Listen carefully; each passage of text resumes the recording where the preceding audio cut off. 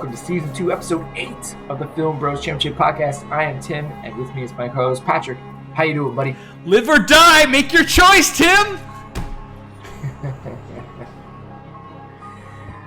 Sorry, that has nothing to do with the movie we just watched, but we were talking about new Saw entries, and Tim, his hatred of the glorious franchise of Saw, is a hater, so I just felt like teasing him some more. I don't care for it. You only saw one movie. Yeah, I know. And isn't it a lot of people's favorites? I don't know. Might be some, not mine favorite. A lot of people loved it. I didn't care for it. Okay, well. I saw it in the movie theater. I don't know. I thought it relied way too much on shock and gore than actual horror or scares, and I didn't care for it. Sir, there are 11 of these movies now. You need to watch them all before you decide that you don't like the whole franchise. That's how this works. Yeah, but shouldn't you like the first one to at least want to come back? It helps. Yeah. So it's just never. It's not for me. It didn't tickle my fancy. It's not my kind of horror. It's I get it. People like westerns. I'm not really there. Shut your I'm mouth. not really in. Shut your mouth. I don't like the western. Shut your mouth. You've seen Young Guns more than most people. Sure, there are a few movies of the western that I can still like and appreciate. All right, we've gone way off track. And there's gore movies. There's some gore movies that I can like and appreciate, like Brain Dead. But in general, do I gravitate towards that type? No. Okay, well. But anyway, we're here for Cronos. Cronos. Yes, which I believe is your pick, sir. Right. Well, before we get into that, Tim, what would you think of Cronos? Okay, you're revisiting this movie, right? Yeah, I saw this for the first time, maybe a decade ago. And how, you're the more historical connoisseur here, with at least for film. How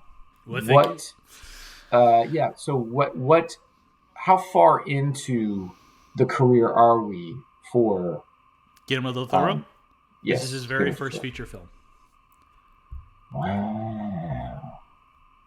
Because you can definitely see, the breadcrumbs and that kind of everything he's going to do. Yeah. Yeah, what he's going to do. Right away, the first thing I noticed is it's definitely not as polished and atmospheric stuff is not quite there yet. He doesn't have the money. Right? Yeah, sure. But man, can he give you some visuals? Yes. And he's already got that down. It seems. Born genius filmmaker, Guillermo del Toro. Yeah. He's he definitely knows how to create some things that you're going to be this is just blowing my mind to look at right now. Yeah. But it's all the other pieces aren't quite there. And one thing I also noticed is he really does, even with all his horror, with all the things that he's done, there's always some kind of emotional touchstone kind of connections to the movie. You know what I mean? And it's interesting to see that's here right from the beginning. Well, it's every good horror movie makes you care about the characters. If you don't care about the characters, you're just it's a waste of time. You're just you're just there for the gore, and it's and even then, it's got to be really entertaining gore to make you care, and that's few and far between that has the ability to do that. Right. But in the end, I did like it. I liked the movie. It's definitely not what I expected. Yeah. I think from how much I've heard about it and I've seen some pictures and visuals and such, I was expecting a different kind of movie. Uh-huh. So that kind of threw me, but I still enjoyed my ride. It's definitely a nice transition from everything else that we've been watching so far this year. Much more serious, horror. A break from all the action, all the horror comedies we've been watching. Yeah, probably too many. But it was, I wouldn't say it's even that scary of a horror movie either. But again, just fascinating. Yeah. So my last comment was really interesting movie. So Cronos is about in the 16th century, an alchemist creates a device, the Cronos device, which can prolong life, which it does for him for about 400 some odd years until earthquake happens and he dies, and the device is lost to history until a antique dealer and grandfather finds this thing and stumbles upon the mysteries of it, and it is pursued by an evil businessman who wants it for himself. That is Cronos. Yes. That is the basic opening plot of Cronos without spoiling everything in the beginning, but we'll get into that now. Yes, sir. Heroes are first, as usual. And interesting. So is it Jesus or Jesus? I always go. I'm from New York, so it's always Jesus to me. But right. Mr. Jesus Gris, yes, Mr. Gris. And it's kind of hard not to talk to the visuals, but the makeup transformation and stuff with this character is like subtle and like for a while there and really good. Yeah, it's really impressive. Well, they age him up in the beginning a little bit. You're right. It is, it's a Max von Sydow type, like we're making him a little older than he actually is, and then when the transition happens of his vampirism, the de-aging looks natural. Yes, and I feel like even when they make him look older, like it looks, because sometimes you can put old makeup type stuff on people, and you're like, oh, that looks terrible. Yeah. But it looks good. Like I didn't even notice it. Yeah, no. Mustache changes a lot of stuff. Mr. Gris, Jesus Gris, is a doting grandfather who runs an antique shop. He comes into possession of an archangel statue with a hollow base, which is hidden inside the Cronos device. And the whole opening of this movie, like the first 10-ish minutes, you can just see how much he loves his granddaughter, and his whole life just is about her, and everything else is Yeah, like he's at the age, he's old enough that this is it. This is what's most important. This is kind of all that's valuable, and all the energy he has left in his old age at this point, because they do make him seem pretty old. Yeah, is going towards his granddaughter. He's even attempting to do hopscotch and stuff like that with her. And you can it's very cute. And you can see there's not a mean bone in his body. The scene where the cockroaches are coming out of the eye of the broken archangel statue, which gross, and then the granddaughter Aurora is just smashing all the cockroaches. Good granddaughter, do that. Cockroaches ain't got no reason to live. But you can see his revulsion to the violence of her smashing the cockroach. He's like, that only makes them angrier. Don't do that. It's like, come on. But so it makes, but very sweet and gentle about it too when he's talking to her about but that. Just it's just setting up this his eventual transformation to vampirism. Just it's so devastating and tragic to watch. Yeah, because it is an accident that happens to him. Yeah, you immediately like this guy. Yeah, he's not searching for it. He's not. It's you clearly see that he's okay with where he's at in life. It's not like he has any longings or anything. At least they don't show anything like that. No hint of it. He's just, he's content with. And once again, with his granddaughter, he sees when he has the device first attaches itself to his hand. He has no idea what it's going to do, and the massive amount of blood that pops out. Yeah, and just you could see, he's it hurts him, but he's way more concerned with reassuring his granddaughter that he's okay than actually responding to the pain. He's fine. What a super cool granddad this guy is. Yeah, and he kind of does that a couple other times, trying to reassure in the face of kind of horror that everything's okay and he's okay and you're going to be okay to the granddaughter. Yeah. Yeah, it's a sweet relationship. Yeah, and then that's where the tragedy really kicks off, because you can see this movie is really a metaphor, I guess, for an addiction and drugs. Because the first night afterwards, he's got this thirst and he just can't quench it. He drinks 3/4 of a pitcher of water, nothing, and he just starts staring at some meat in the fridge. Which, what the hell?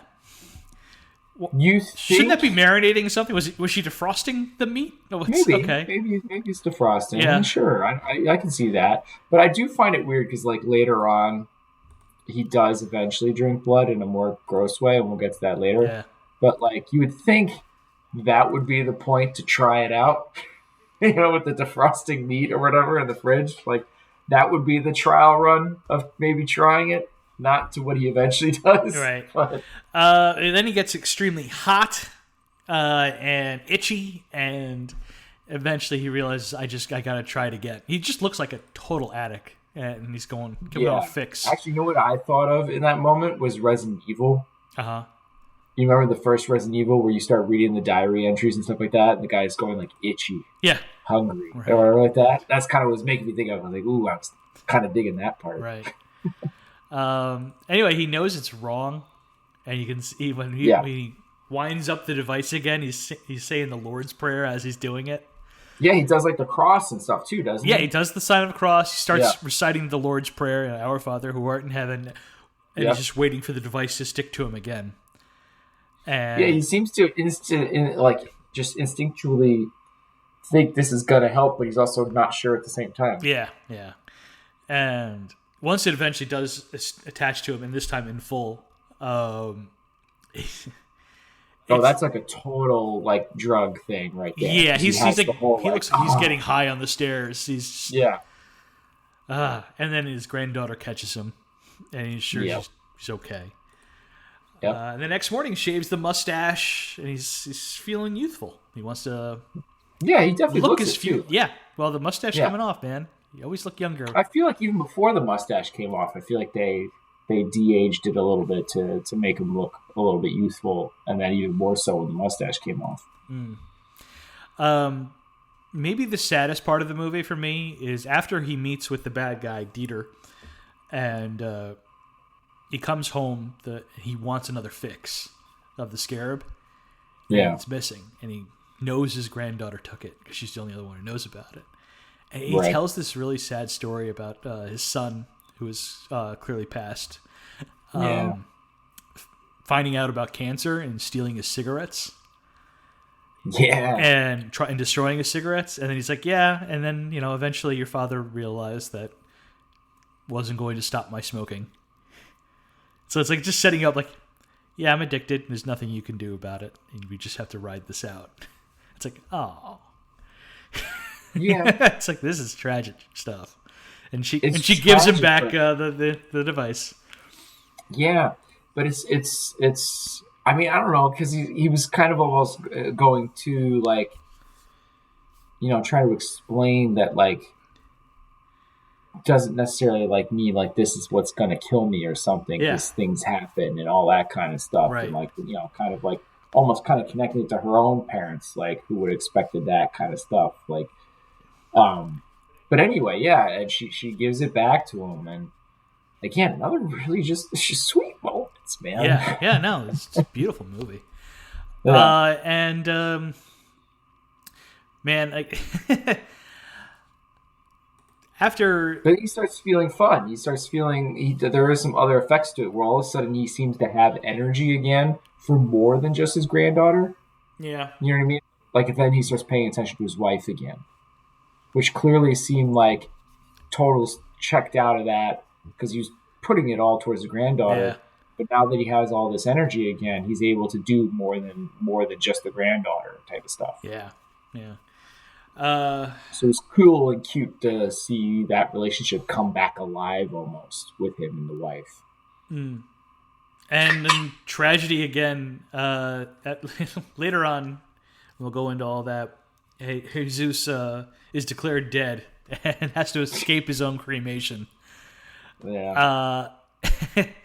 And once he does that, and you see him out there in the world, like his skin is all gray and just decaying. And he looks more like a zombie. He has staples all over his face. He looks like Christopher Lee in The Horror of Frankenstein as the monster. Yeah, you showed me that picture. You texted it to me. I was like, oh yeah, okay, I see it. And I was really concerned with, because he had plenty of opportunities of why he stayed in the outfit the way it was, that he was why was he wearing it backwards? Well, I know like why it was like that to begin with, but why did he keep it that way for the duration of the rest of the movie? Because you can clear time. Some time has gone. He could have fixed that situation to make it more comfortable for himself as he's going on the rest of the tasks of the movie. I didn't know. Was But he still wearing the yes, funeral suit the whole time? to the very end of the movie. he's Well, it's not like wearing he that could go in same the costume. house, and I guess it's tough to tell the granddaughter to go downstairs and get me a new suit. I don't know. Or just turn it or what you have on around. Well, there's a big hole in the middle. That's why you gotta. Yeah, it's probably cut Yeah, because of the whole. yeah, because he just ripped it off him when he. Yeah. Yeah, that's the way it works.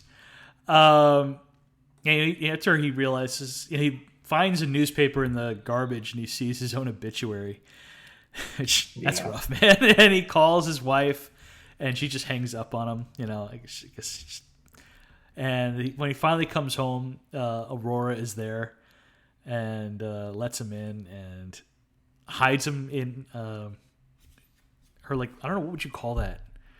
This little shed on top of the roof, like our playroom. Yeah, it's almost like an attic space where they kept the old toys and stuff or something. Yeah, well, he tries to hide up there until the sunlight starts getting him, and that's just starting to burn him now. It's no good. Yeah. And she hides him in his toy box as a substitute for a coffin to keep him away from the light.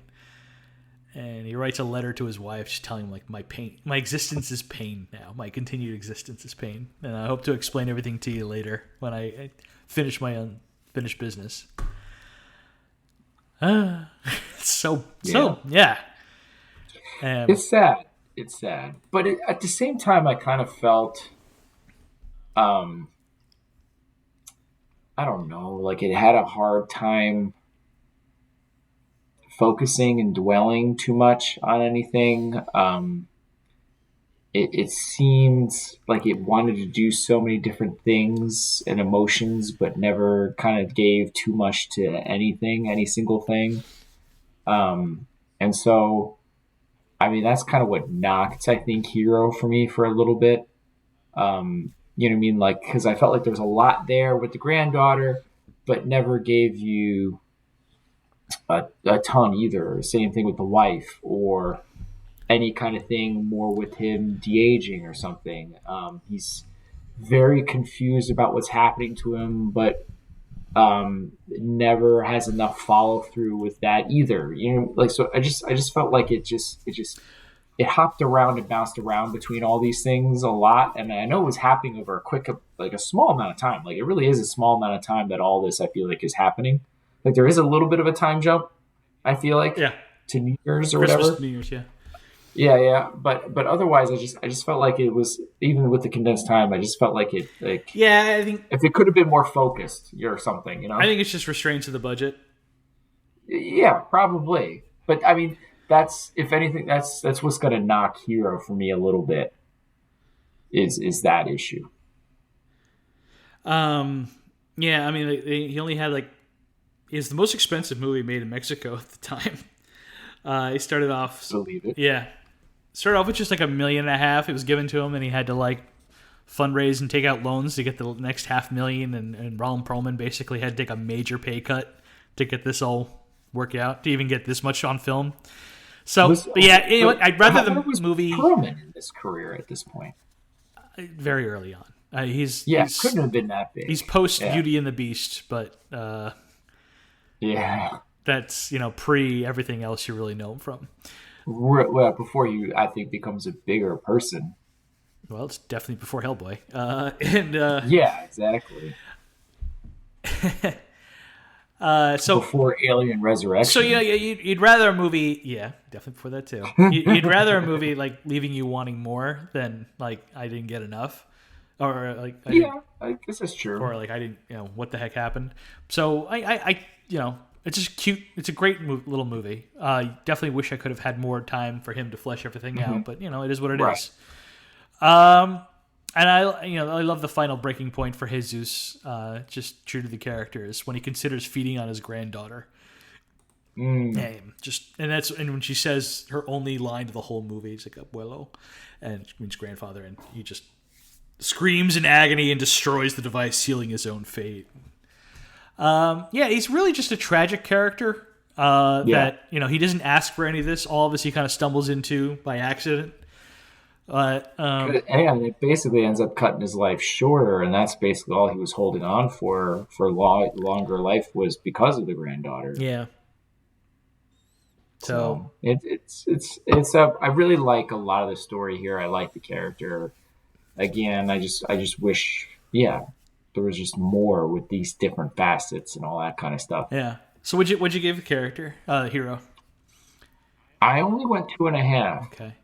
I gave him, but I think I could be persuaded to go to 3, but I went 2.5. I gave him a 3. I really did care about him a lot. Yeah. And he does all the heroic things that I would want from the lead, and he's engaging enough that I was like excited for him when he was feeling the good side of the Cronos device, the scarab. Mm.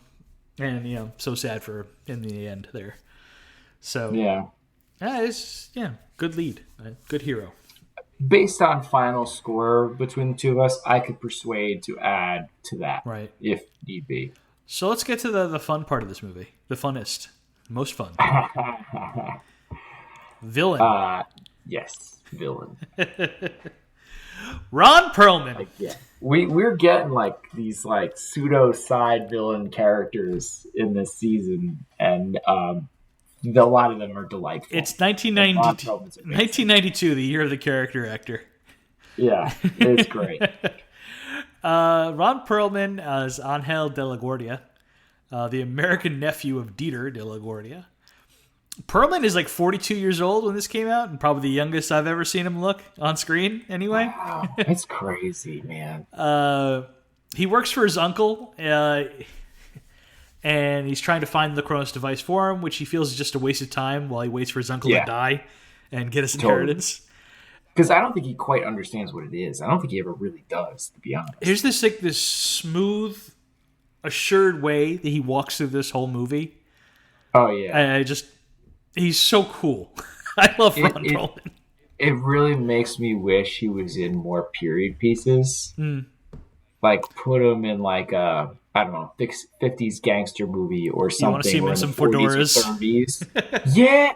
Dude, it looks good in a suit, and he's got the charisma to go with it. I love this. I mean, gosh, I don't think I ever have a disappointing time with Ron Perlman. No. I'm excited for you to see him in another movie later this year. So I love the shot, too, where he's like walking through the sparks, and that's the first time he realizes he's like It's just the casually flicking away like these sparks that he's walking through. It's like he's a tough mother. And yeah, even him and his little booties when he's got to go meet dad or his uncles or whatever, right?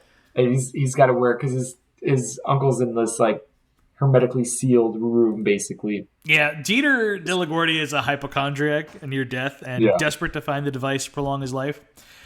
He lives in his own factory, and he forces any visitor, including his nephew, to wear covers for their shoes and surgical masks for the faces.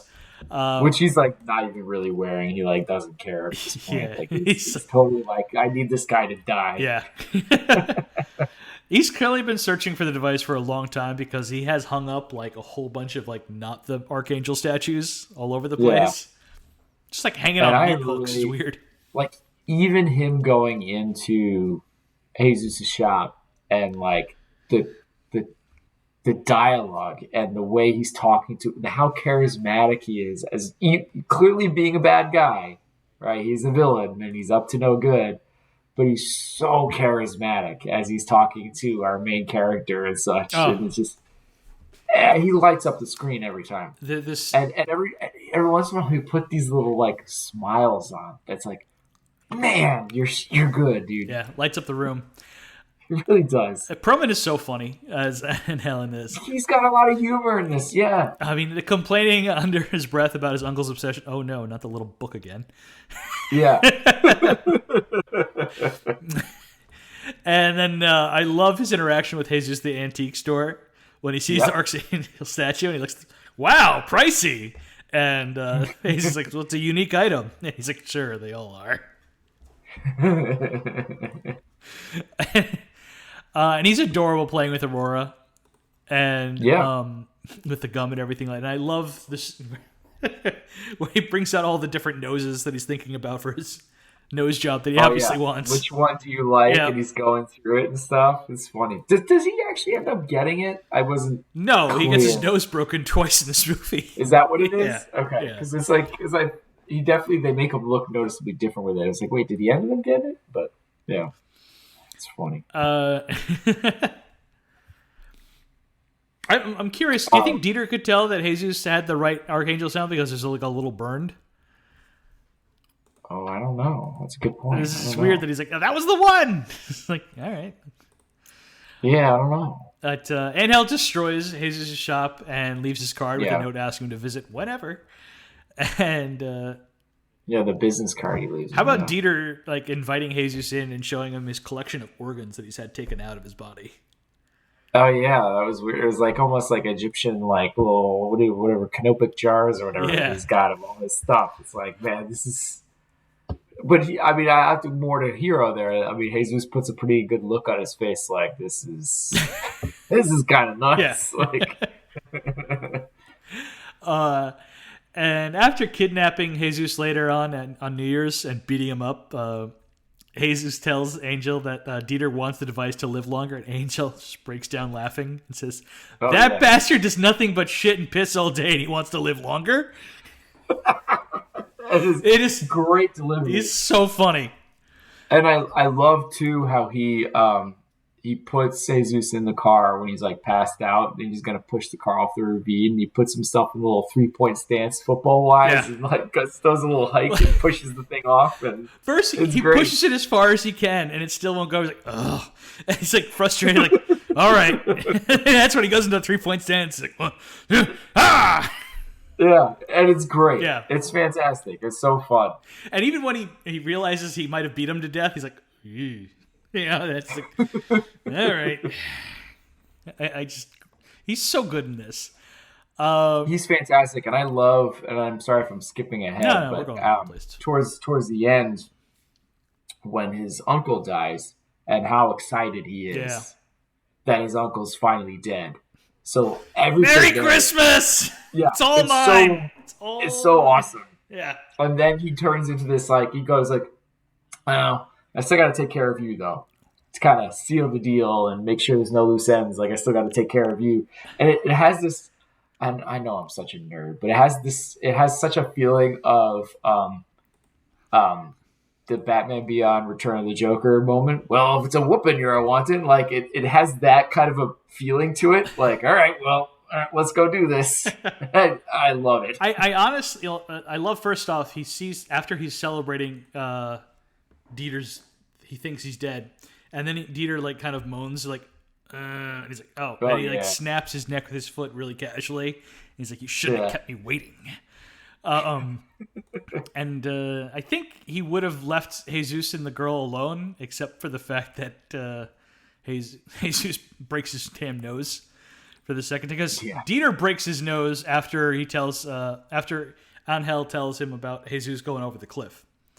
Yeah, And he's furious, and he's like, and he's there's a lot of he blood. beats him up with his like 2 canes. He's got like 2 canes. He's like whipping him with. Yeah. And then Jesus breaks his nose again. And he's like, broke my nose! And like, at first he's like, you? When he sees him, and then he breaks his nose. Like, that just flies him to a rage. I mean, it really hurts to break your nose. Yeah. I wouldn't know personally, but I've been told. Yeah. Dieter's scene in the factory with Jesus at the end of the movie, where he's going over like how everything works. He's telling him like, you're miserable because you didn't drink blood. And he's like, you rip off the old skin. You actually have new skin underneath it. Yeah. That's the best scene for him in the movie. But that's about it. Yeah, I mean, Perlman's really there's the a main little villain. bit too where he's like, where he gets mad. The uncle gets mad because he's realized Jesus has used it. Yeah.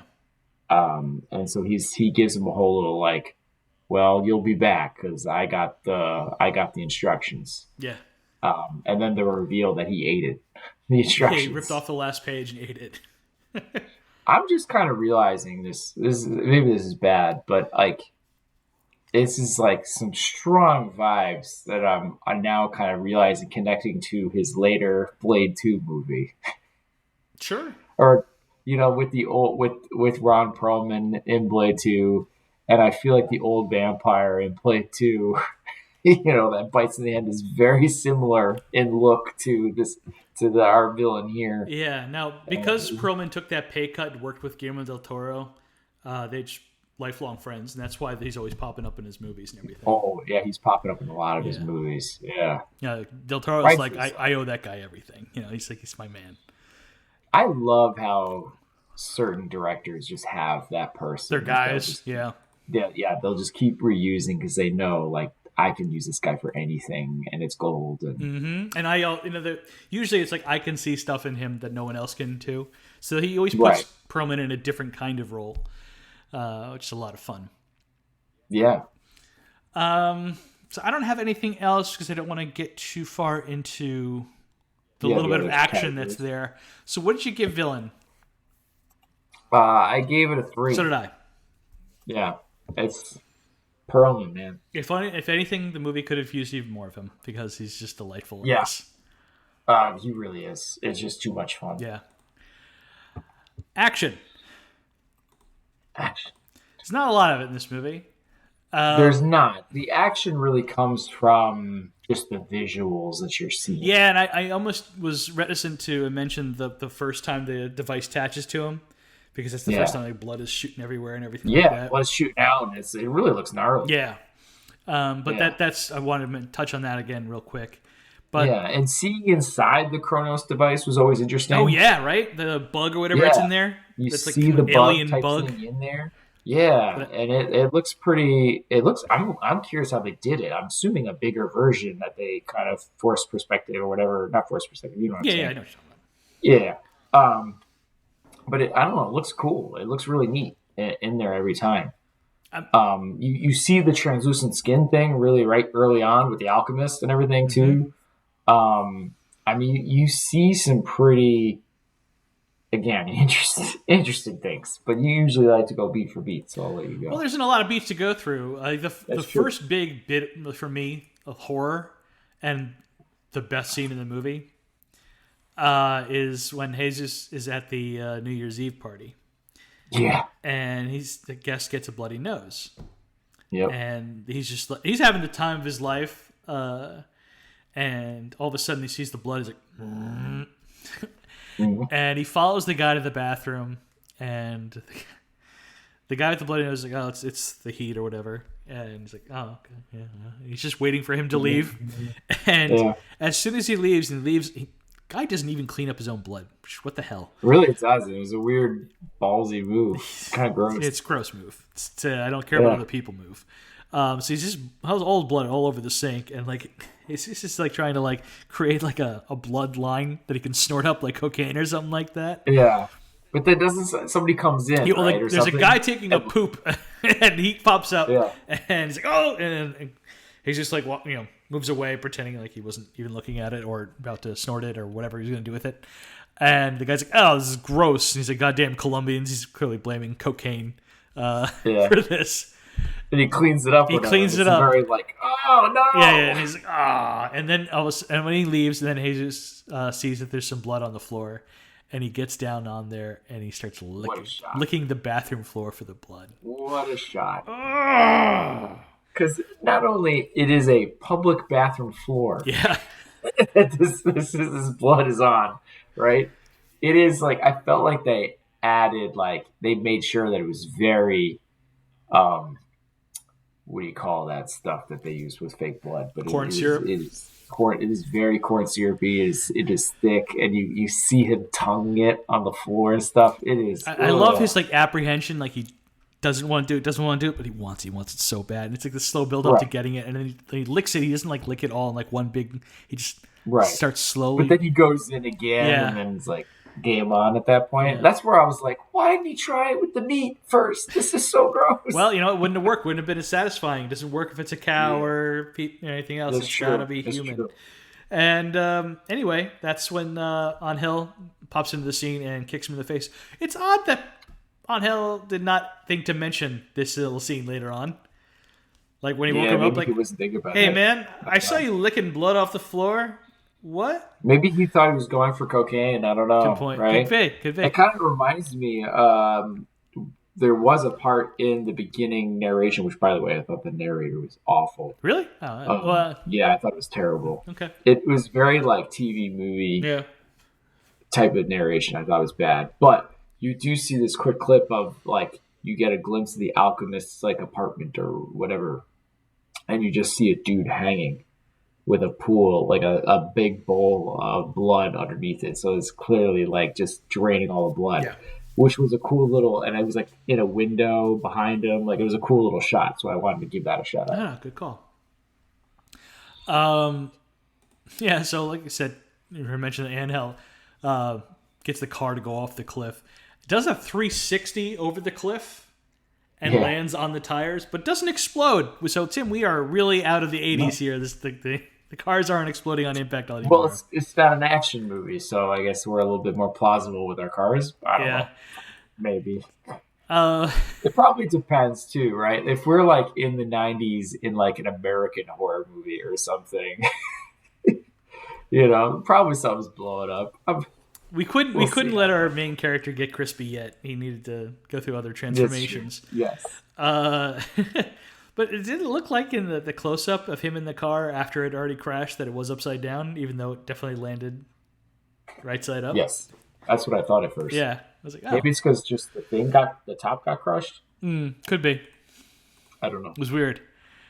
Yeah, a little bit. So yeah, and let's see. Oh yeah, so then, like I said, Jesus confronts Dieter, and he tells, "All I want is for this to go away. I never asked for any of this. I don't want it." And he's like, "I'll destroy the device." Like, well, if you do that, you'll die. It's like, there is another way though, and he said, "I will only tell you if you give me the scarab." And Aurora snuck over with him and is holding the scarab. Good. Great plan on her part. Yeah. He grabbed. Although weird thing for our hero to give in so quickly to let his granddaughter come along with him. It's not like he can just tell her to go walk away by herself, either to a home. I mean, I don't know how far away it is, but I don't know. Safer with him at that point. I guess. It was a little weak, but sure. Yeah. I mean, you do have to do things quickly in a timely manner at nighttime because if daytime comes, you're burning alive. So, yeah. Yeah. So he takes the scarab from her and is ready. He's like, all right, tell me how to get rid of this. And he's like, Dieter says it's very easy. And then he stabs him with the knife that he had hidden in his cane in his stomach. And he goes down. And he gets on top of him, ready to take him out for you just got to get him through the heart. I guess anything will work. And that's when Aurora smacks Dieter in the back of the head with his own cane. Blood everywhere. And they're going to get away, but then, of course, Jesus is like, looks good. I'm going to have some. Yeah. And then, like I mentioned before, you got Jesus breaking Ron Perlman's nose is great. Yeah, we kind of missed the part, but I slightly mentioned him being set on fire from the light. Yeah, it was slightly fire. Yeah. Yeah, that looked kind of good. That looked good. Yeah. And then, so they're running away from Angel, and they go out a window and go up to the roof, and it's okay. Yeah, and Jesus is going to. It looks cool, like up there on the roof with the sign and everything. They get up on the sign, and there's a ladder there. He's got Aurora going down, but Angel has him cornered. Angel has ripped off a towel hook, a towel rack, and it's coming at him with this pipe. And Angel has him cornered, and he just beats the crap out of Jesus. And that's what Angela is like, what do I have to do to kill you? Yeah. And Jesus says, like, you have more to lose. For me, it's just pain. And Jesus gives like this creepy ass bloody smile. It's really gross. And Angel gives one back, and that's when Jesus tackles him off the roof, and they fall down through this glass ceiling. And yeah. Yeah, I didn't think all much about that before. Like, I thought the fight was kind of lame. It wasn't much of a fight. It was, but it's Yeah, exactly. It's him just getting beat up on. Like, I didn't think there was as much visually appealing there, to be honest. Like, I thought most of the visually appealing stuff happened before, his skin getting torn off and all that kind of I stuff. would have loved to have seen a couple more shots of him, of the both of them up there on the sign from further away, because it looked nice up there against the backdrop. It gave me a little bit of Highlander vibes. I was thinking the same thing. Yeah.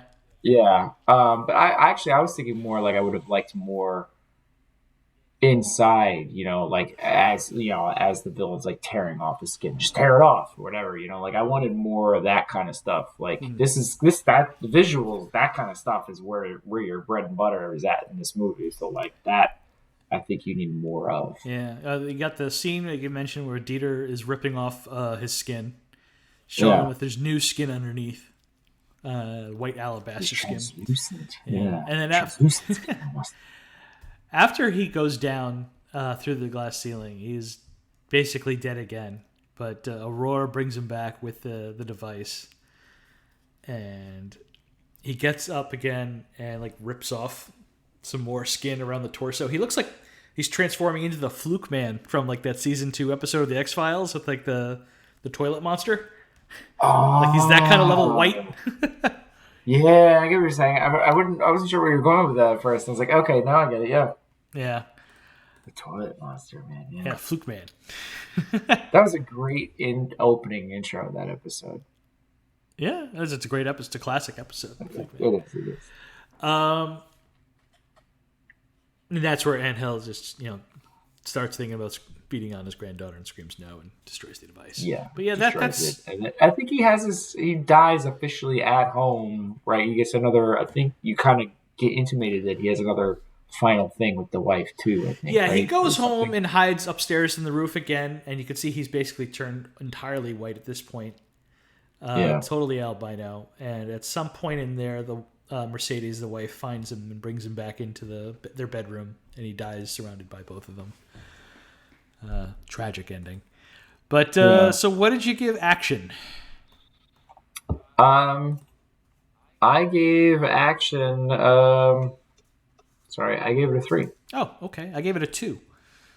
Yeah, I just so I think it's gonna end up evening out.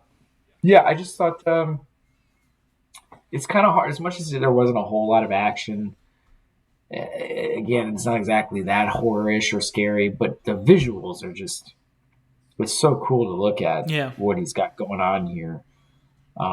It's nowhere near the level of what you're going to see from Brain Dead or anything like that. Sure. But it's very similar, and like, it's amazing how they pulled this off. Like, this stuff looks amazing. And that's kind of where I felt like I gave it a half a point just for that. Yeah. Yeah, and like you mentioned again, shouting off everything with the Cronos device itself is really cool looking, all practical. Yeah, and awesome it's all looking. Practical. It's all really cool looking. There just wasn't a whole lot. Like that's kind of what I was saying. Like, so if anything, I can go down a point here, I guess too. But it's not what I expected. Like, I was kind of thinking like, all right, we're gonna get away from the horror comedy, let's go serious.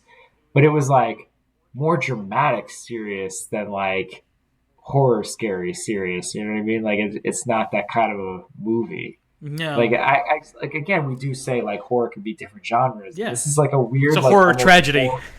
Horror drama, horror tragedy. Like, it's different. Like, yeah. Which is cool. Don't get me wrong, it's cool, which is definitely not what I was saying. I just needed a genre shakeup. For sure. And I think that's going to influence, my next pick. Fair enough. But, yeah. So, sidekick. Not going to be a lot here, buddy. No, well, the main sidekick is, of course, the granddaughter, Aurora. Right, who has, like, 2 lines. Like, one line. She is... I think she's like on the spectrum. It's like autistic in some way or whatever, with her not talking. She doesn't speak much. I wasn't sure if there was anything tied with her parents dying or something. Who knows? Yeah, I don't know if there's some tragedy that made her not want to talk much at all. Yeah. But she's useful. Yeah. I mean, she saves his life multiple times. Yeah. I mean, hides him when he's resurrected. Yeah. Beats the bad guy and stops him from killing Jesus, and then brings him back to life with the scarab after he falls off the roof. Only to die again, but yeah. Well, that was his choice. But it's his choice, true. Yeah, you're right, but you don't get much. All her characterization comes through him. Nothing from her, really. She's cute. She's a cute kid, but it's not like she's really delivering anything. She's just there, really. Yeah. So there's just well, not. I'll say this: she nailed her one line. Yeah, she wasn't bad, but it was very kind of like whatever. Only other person we're talking about, I guess, is Jesus' wife, Mercedes. She's not even really much. She runs barely in it. She runs a dance studio. She seems to be very close to her dance partner. Yes. Until things get kind of reignited with the husband, and then she seems to care less about the dance. Yeah, well, when that was a nice touch. It was when they're at the dinner at the New Year's Eve party. He tries to talk to her, and she's like not even looking at him. He's like, later, and I'm talking to my husband now. Yeah, basically, I got my husband back. Basically, falls in love with him again. So it's just like once again, just underlining even more of the tragedy of the whole thing. Yeah, but yeah, I gave this a 2. A little nice. All right, I want 1.5. Okay. I didn't. There's nothing really there.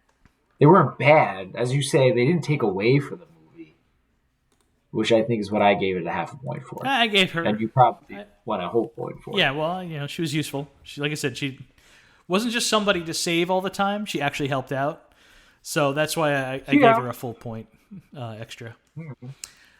Fair enough. So what was your final score? 10. Mine too. Yeah. Okay, so it evened out, so it's not a big deal. Mm-hmm. So yeah, I have. So that means it is.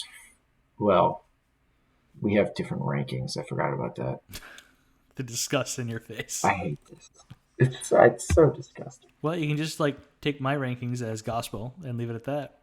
Oh, that's so stupid. So for you, this is your one, two, this is your third ranked movie. Is this movie? Yeah, looks like it. Yeah. And then for me, oh no, it's my third ranked movie.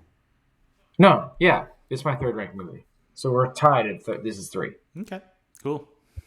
I forgot because we just have Alien 3 swapped where we like things. Right. Because I have Alien 3 1. And I have it third. And you have Alien 3 2. Third. Now. Anyway. What, Alien 3? Yes. But it doesn't matter. Nobody else cares about this except for you. Yeah, sorry. Yeah, you have Alien 3 2. Oh, yeah, I do. I see what you mean. All right, it doesn't matter. Yeah, you have Dead Alive 1, Alien 3 2, and Cronos 3. Yeah. And I have Alien 3 1, Dead Alive 2, and Cronos 3. Right. So it still goes 3. I hate that you made me do this. That's your fault. You should have been a little lower on Alien 3. No, that doesn't mean you win all the time.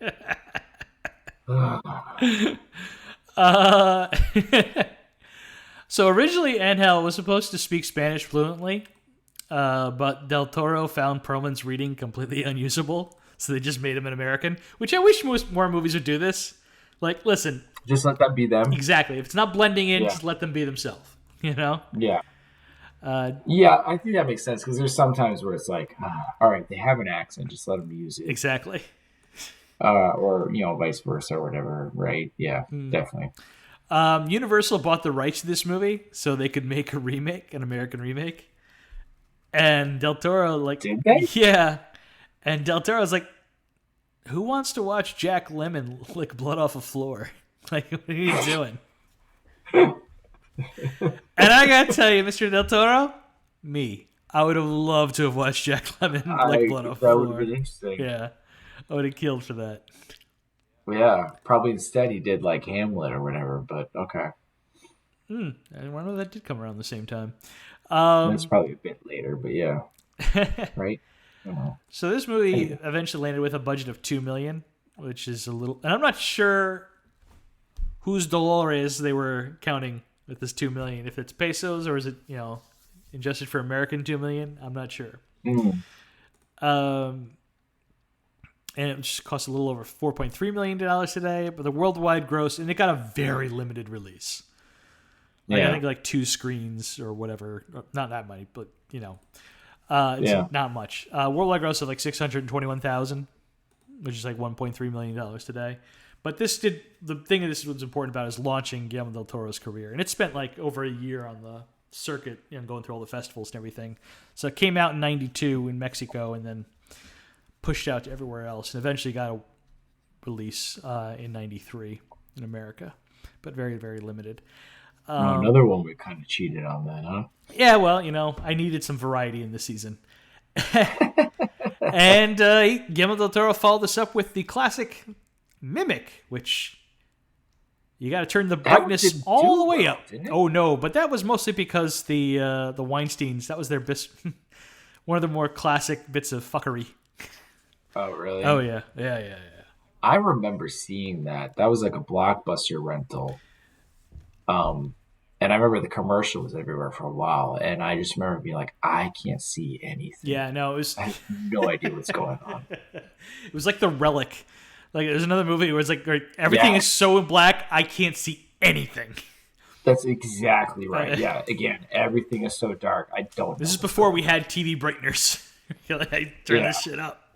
I'd love to revisit it in 4K and see if it looks much more clear. It probably would be, because I remember being like talking to a student and them being like, I don't like Alien. I'm like, what? And they're like, I don't know. My dad showed it to me on 4K, and he's like, yeah, normally you wouldn't see this, or you see barely anything, or you see somewhat of an outline. And I'm like, well, I see everything, and it looks stupid. I'm like, oh no, it's 4K too good? Like, I'm like the old man in the record player and Everybody Loves Raymond, like the dad, where it's like, he starts listening to a CD. It's like, it's like, what is this? Like, I miss the noise, the scratches. crackle, like it's scratches, right? And I'm like, is this not a good thing now? I haven't visited Alien in 4K, so I'm like, oh no. So I'm a little worried about that now, revisiting stuff. Yeah. But that's it. Yeah, man. So, we're watching next week. That's my problem right now. You didn't already decide? No, I'm stuck between 3 again. 3 of them? Man. All right, what?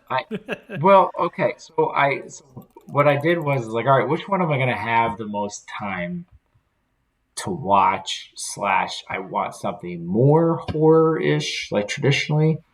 So, and I think some of these are not going to fit the bill. So they're all around the same time. I decided one's more of a thriller horror, so it's a Raising Cain, which I'm definitely curious about. I do love me some John Lithgow, and that's an hour and 31 minutes. Sleepwalkers, I'm worried, is a little too much humor, comedic, but that is also an hour and 31 minutes. And then I feel like if I really truly want to go get some horror on in more of a dark way, then Hellraiser 3, Hell on Earth, that's slightly longer at an hour and 37 minutes. So I slightly took time into consideration. And you landed on? Going Hellraiser 3. Okay. You seem disappointed by that choice. I am not. I am excited to watch Hellraiser 3 again. I am only in the fact that I was waiting, if we waited like another week, although let's see, that it might stream again. Because we're coming up.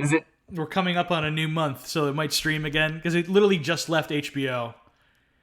Oh no, I didn't know that. Yeah. Because it says it's on Max on your list. It was on there. I was gonna choose it last week, and I got screwed. Well, actually, Ben, to be fair, all of my picks were rentals because Raising Cain and Sleepwalkers on your list were rentals. So no matter what I chose, it was going to be a rental then. Yeah. Okay. So, actually, Sleepwalkers is streaming for free. It's on Pluto. Oh. I hate ads. I found it's so weird, right? Like I say I hate ads so much, and it's like every time a commercial comes up, my kids are like, "What is this?" They're like, "It's ads.